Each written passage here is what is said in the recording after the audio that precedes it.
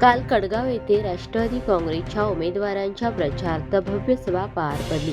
हर एक गावाप्रमाणे कडगाव येथेही मोठ्या संख्येने नागरिक उपस्थित होते. मंत्री मुश्रीफ यांच्या माध्यमातून झालेल्या विकास कामाच्या जोरावर जास्तीत जास्त मतांनी निवडून आणण्याचे आवाहन यावेळी उपस्थित मान्यवरांनी केले.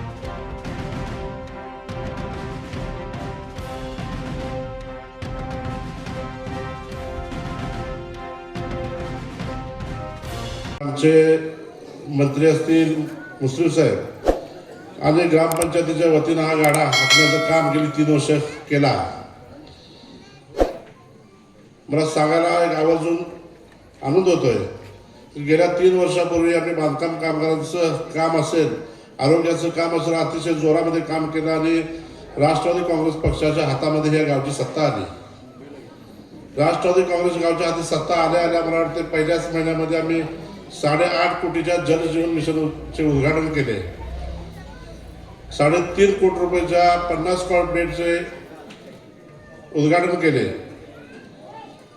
गावागावामध्ये जलजीवनमुळे सर्व रस्ते उकरून टाकले होते. पूर्ण रस्ते डांबरीकरण, पिन ब्लॉक करण्याचं काम या 3 वर्षामध्ये आम्ही साहेबांच्या माध्यमातून केलं. तरुण पिढीला क्रीडांगण नव्हतं, एक अतिशय देखणं क्रीडांगण करण्याचा प्रयत्न आम्ही केलाय त्या माळावर. हे सांगण्याचं कारण की फक्त हे आम्ही करू शकलो म्हणजे आमचे नेते माननीय नामदार मुश्रीफ साहेब, पाटील साहेब, आम्ही एक संकल्प सोडला आहे. महाराष्ट्रामधलं पहिलं गाव सोलर हे कडगाव होणार आहे.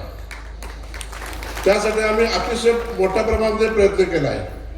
1 किलोवॅटसाठी फक्त 10,000 रुपये आपण 1 किलोवॅट बसवणार आहे आणि 20,000 रुपये आपण 2 किलोवॅट असं 12.5 कोटीचा जो प्रोजेक्ट आहे तो आता अंतिम टप्प्यात आला आहे.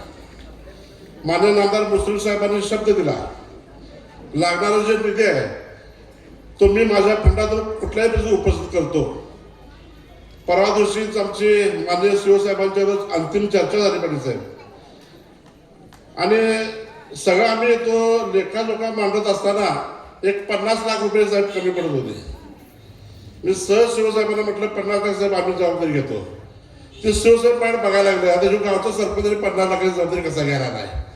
तर साहेबांना मी सांगितलं तुम्ही माझ्याकडे बघू नका, माझ्या पाठीमागे मोठा माणूस उभा आहे.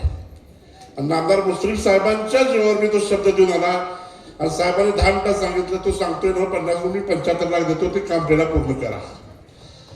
या आत्मविश्वासानं काम करण्यासाठी जी पाठीमागे माणसं लागतात ती पाठीमागे आमच्या माणसं आहेत.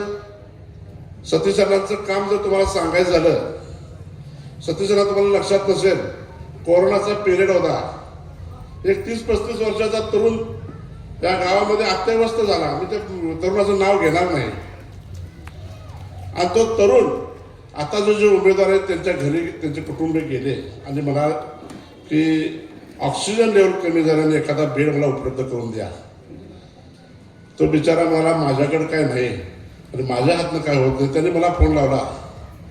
सतीश अण्णांना म्हटलं तरुण 35 वर्षाचा आहे, काही झालं तरी जगला पाहिजे आणि काहीही करा. 10 मिनिटांमध्ये मला फोन आला की 100 कोटीला पाठवून द्या, बेड उपलब्ध मी करून दिला आहे. आणि आज तो सतीश अण्णा तुम्हाला माहिती नसेल तो आज तरुण जिवंत आहे आणि तू इथं सभेला आहे. मी त्याचं नाव पण घेणार नाही. म्हणजे अशा पद्धतीचं काम, जे अडचणीचं जे काम आहे, मोठं काम आहे, ते काम करायला ताकदीची माणसं लागतात. त्या लोकांना अजून ग्रामपंचायत माहित नाही, त्यांनी पंचायत समिती जिल्हा परिषद काय लढवणार. खरोखर मी म्हणजे त्यांना माझं चॅलेंज आहे की खरोखर त्यांनी पंचायत समिती काय आहे आणि हे गावाला या 5 वर्षामध्ये पंचायत समितीच्या माध्यमातून एक 5 विकास कामं जर त्यांनी केलेली जर सांगितली असती तर मी प्रियंकाताईंचा अर्ज माघार घ्यायचा असं ठरवलं होतं आम्ही.